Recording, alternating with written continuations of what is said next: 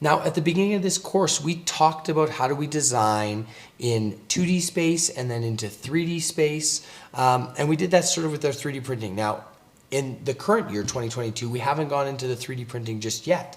But those design principles are still good. And so what we're going to do now is we're going to talk about how do we take these components here and build a physical object that actually works. And so we know that our project is going to start with a rough sketch. And let me give you some details around that. For this project, you guys need to create some kind of rough sketch that's going to give you your preliminary ideas. You need to think about the door. Is it going to swing up? Is it going to roll up? Is it going to swing left and right?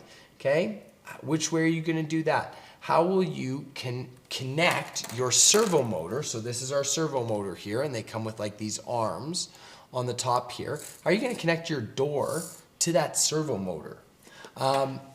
Is it going to be a hook? We're not going to 3D print anything in this case, but do you need wire? Is it string? Okay. And then how will you make sure that the door goes in the right direction? Do you have to build guide rails, something along those lines? You also need to consider how are you going to mount the sensor? How are you going to mount the servo?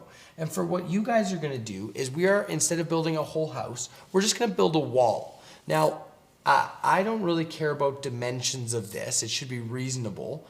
And it doesn't have to be 25 by 25, and the door doesn't have to be the same height. But you need to have some idea of how big this is going to be, okay? And so what I would do is I would take a sheet of paper and use that as kind of like a mini prototype. How big is that sheet of paper going to be? How big's the door going to be on that sheet of paper? Once you've done that, what you're going to create for me is you are going to create a rough sketch. What you're going to create for me is a rough sketch. That rough sketch should have dimensions. That rough sketch should have sizes. That rough sketch should have locations of items. It should have labels, all of those kind of things. That rough sketch, you are then going to turn into a CAD drawing. So again, to do this, we are going to use Tinkercad. Now, here's one done by one of my student teachers a couple years back. He created this item here. He created his piece of cardboard at the appropriate dimensions for his thing. And then he created his door.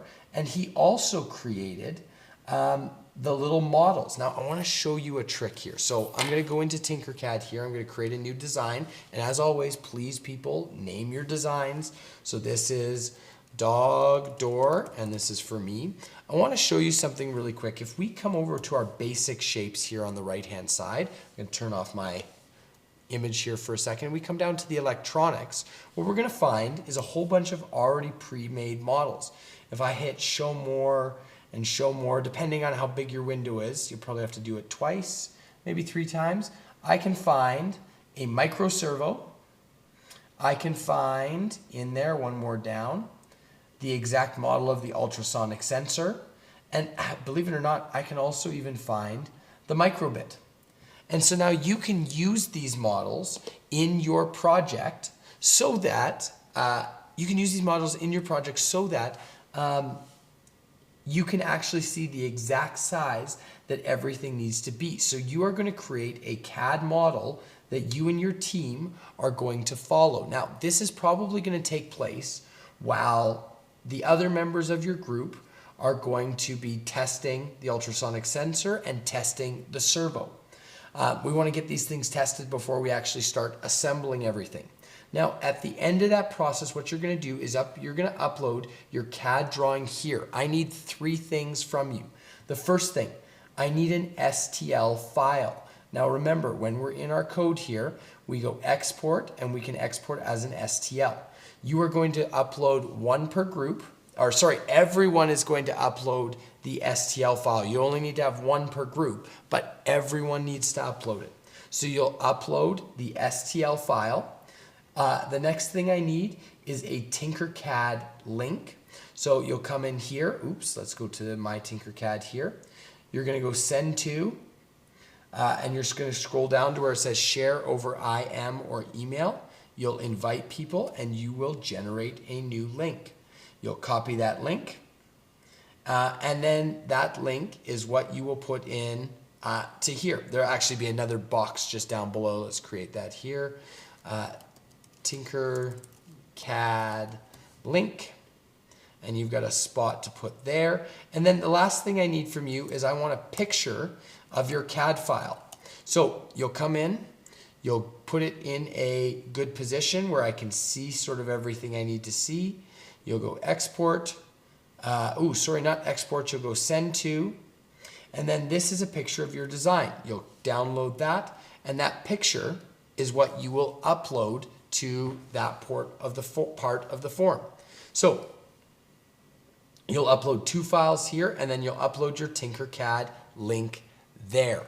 Now, when you go into the build phase, this is where you guys are actually going to build it based off of these designs. Now, I want you guys to be able to talk about this in your appraisal. So make sure when you go through this process of planning it out, sketching it, designing it in CAD, I should see a really clear connection between your CAD model and your sketches and what the final thing is. So use this as an opportunity to do your templates. If you decide that this thing needs to be 50 centimeters, okay, then make it 50 centimeters in real life. All right?